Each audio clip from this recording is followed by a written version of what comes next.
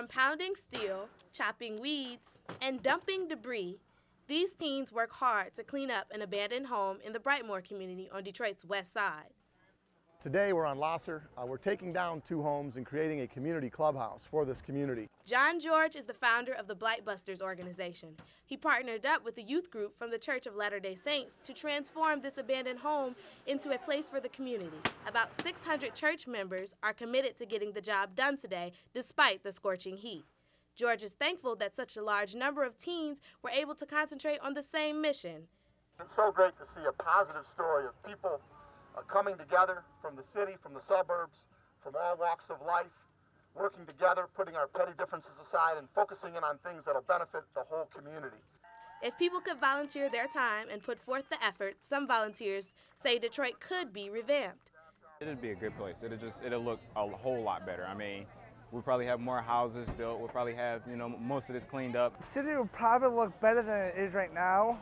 We want to have so much financial problems. We probably want to have more business, people moving into Michigan. So what's the message here? I think the world would be a better place and be cleaner and people would be happier and healthier. Reporting from Detroit's west side, I'm Ayanna Wilson, Channel 7 Action News. From Channel 7, this is an Action News update. Good morning, I'm Ayanna Wilson. We begin with breaking news in Brownstown Township. There's been a fire at the Stratford Place Apartments on Kings Point Boulevard near Dix. There's lots of smoke damage to the 18-unit building. At this hour, several people are being helped out by the Red Cross. The fire started around midnight and several nearby communities were called in to help. We know of no injuries. An Action News crew is on the way to the scene. We'll bring you new information as soon as it becomes available. A trail of blood has led to a murder mystery in Macomb Township. An autopsy will be performed on the body of a 42-year-old woman today.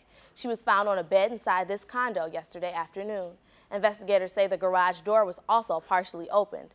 A nanny who was caring for the woman's 3 children saw blood, got the children out of the home, and called police. A very suspicious death here. We don't really know. And again, the circumstances surrounding it are very confusing. You have a substantial amount of blood in the home that we're trying to make a determination where that came from, because after working with the medical examiner, looking at the body, there was nothing determined that caused her death just from an exterior look. Neighbors say the woman was quiet and kept to herself.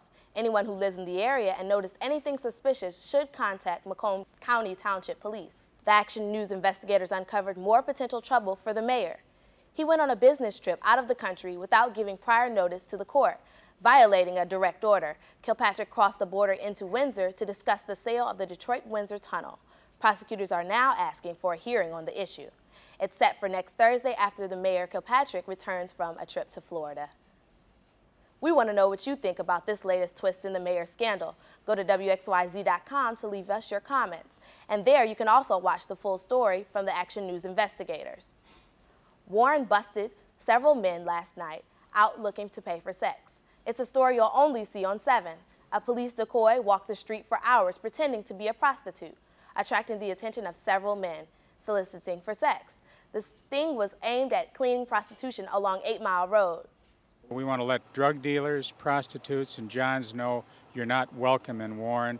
We want to make it a safe place for Warren families and people who live in Warren, and that means we have to have zero tolerance when it comes to drug dealers, prostitutes, and Johns. 7 men were arrested during the sting, including a teenage boy and a 53-year-old man. They all spent the night in jail and they had their cars impounded. The mayor said that they also may find their faces on cable TV. A Taylor mom is in trouble with the law this morning. Police say they found Marlene Chapman slumped over the wheel of a pickup truck with her 2-year-old son in the back seat. She faces charges of drunken driving and child endangerment. Another young mother is also facing charges this morning after police say she left her baby in a hot car. Surveillance video shows Hazel Park police rescuing the child. Officers say 21-year-old Elizabeth Rogers left the baby alone for 20 minutes. Rogers' husband tells Action News she's a good mother who just made a mistake. New this morning, a Detroit police officer who was in uniform when Farmington Hills police zapped him with a stun gun has filed a $1 million lawsuit. David Marshall, a black man, says he was a victim of excessive force and racial profiling when stopped for running a red light. This happened back in 2006, and the lawsuit was filed against Farmington Hills, the city's former police chief, and 4 officers. And that's the news at this hour. Remember, the news is always on at WXYZ.com. Good Morning America is next. Have a great day.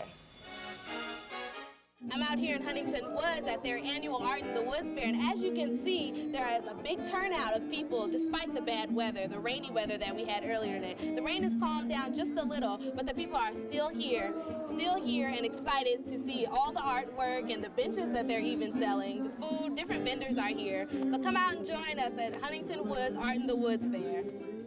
Good afternoon, I'm Ayanna Wilson. Thank you for joining us. We begin with the FBI investigating the Detroit School District. The feds have already been looking into a city council contract in Detroit, and now they are targeting the school district for a possible misuse of money. We are live in the News Center area with Action News reporter Christine McDonald. Hot and muggy today, and there is a chance of storms later this afternoon. Meteorologist Dave Rexroth has your first forecast. Dave? And if you don't have a license to ride your bike around Detroit, you don't have to hurry out and get one just yet. City Council voted yesterday to repeal the ordinance that requires all bicyclists to register their bikes or get a $55 ticket. The ordinance was intended to make it easier for police to return stolen bikes, but some bicyclists claim the city is just looking for money. Michigan Lieutenant John Cherry said he trusts Governor Jennifer Granholm's judgment when it comes to the charges facing Mayor Kilpatrick. We caught up with him at a special event today in Harrison Township, where he presented a check to support a drinking water monitoring system for Lake St. Clair. Lieutenant Governor Cherry also had this to say about the mayor's situation. As we said, Attorney General Mike Cox will make the ultimate call on whether or not the mayor will face assault charges. Stay with Action News and WXYZ.com for continuing Team 7 coverage of the assault investigation and scandal surrounding Mayor Kwame Kilpatrick. A deadly shooting on Detroit's west side. Police say a man in his 30s was gunned down outside a home on Glastonbury near Davidson. He was shot several times, but police say he may not have been the intended target. For the first time in more than 25 years, and the Chrysler bailout, the big 3 automakers are asking for federal aid. Action News reporter Brandon Tretling has details on a potential bailout from Ferndale. Detroit City Council is preparing to take a crucial vote on the future of Tiger Stadium. Let's go live now to Action News reporter Bill Proctor. He's standing by downtown at City Hall. Bill? A big retailer in Metro Detroit is closing some of its stores. We'll have that story when we come back in just a moment. The bankrupt retailer Linens and Things is planning to close fewer stores than originally planned.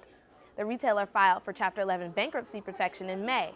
9 stores in Michigan will close, and most are in the Detroit area. They are Millennium in Livonia, Novi Town Center, Baldwin Commons in Orion Township, Winchester Mall in Rochester Hills, Troy Marketplace in Troy, and the Gateway in West Bloomfield. We have more details at WXYZ.com. There is a high-tech way to cut back on your car insurance. Carter Evans has that story live from the New York Stock Exchange. Hey, Carter. Thanks, Carter. Next on 7, out of control. The California wildfire has now burned over 40 miles, taking lifelong dreams with it. Also ahead. Plus, washed away. A home ripped off its foundation and its owners can only watch it float away. Dave? And if you're the type to never look through charges on your credit card statements, this next report could change your mind. Joanne Purton has the details to show you how you could not waste your money.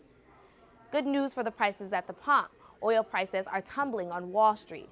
Prices fell more than $3 to $1.21 a barrel. That's the lowest level in 7 weeks, and it's showing at the pump. Prices in Michigan have dropped 22 cents in the last week, bringing the statewide average to $3.86 a gallon. Several communities in Ohio were evacuated earlier today after someone discovered what appeared to be unexploded pipe bombs. They were never found near post offices in the neighboring towns of Guysville and Stewart in southeast Ohio. Just last week, 3 other explosives were found, including one that blew out of a window of a camera shop. No word on if the 2 incidents are related. Wildfires are raging out of control near Yosemite National Park this noon. More than 25 homes have been destroyed and 300 others are evacuated. Homeowners living near the park say they're grabbing everything they can and hoping their homes are still there when they return. Firefighters say they are working hard to keep the fire under control, but long travel times and little water is making it that difficult. Several weather hit Europe over the weekend. In southern Russia, the holes in this home were caused from huge hail that accompanied a storm over the weekend. The hailstones were as big as a fist. People who live there say it sounded like cannonballs were hitting the building. It damaged cars and windows and downed power lines.